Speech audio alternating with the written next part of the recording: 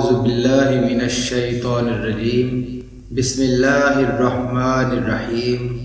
مومن جب کوئی گناہ کرتا ہے تو اس کے دل پر ایک سیاہ نشان بن جاتا ہے، پھر اگر وہ توبہ کر لے اور گناہ سے ہٹ جائے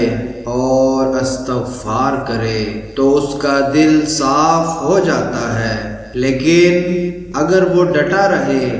اور زیادہ گناہ کرے تو یہ نشان بڑھتا جاتا ہے، یہاں تک کہ اس کے پورے دل کو اپنی لپیٹ میں لے لیتا ہے، اور یہی وہ ران یعنی زنگ ہے جس کا ذکر اللہ تعالیٰ نے اپنی کتاب قرآن مجید میں فرمایا ہے۔ کلا بل ران علی قلوبہم ما کانوا یکسبون، ایسا ہرگز نہیں، بلکہ حقیقت یہ ہے کہ ان کے دلوں پر ان اعمال بد کا زنگ چڑھ گیا ہے جو وہ کمایا کرتے تھے، اس لیے آیتیں ان کے دل پر اثر نہیں کرتی۔ اور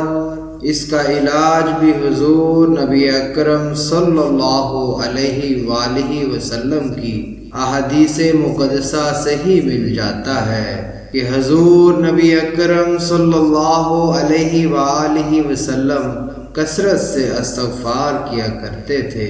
آپ صلی اللہ علیہ وآلہ وسلم کا اپنا معمول یہ تھا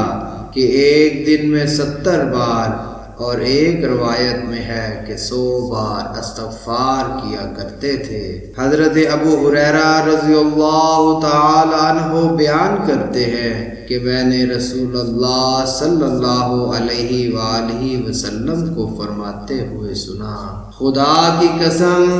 میں روزانہ 70 مرتبہ سے زیادہ بارگاہ خداوندی میں استغفار اور توبہ کرتا ہوں۔ اللہ تعالی ہمیں سنت رسول پر عمل کرنے کی توفیق عطا فرمائے اور ہمیں صراط مستقیم پر چلنے کی توفیق عطا فرمائے، آمین ثم آمین۔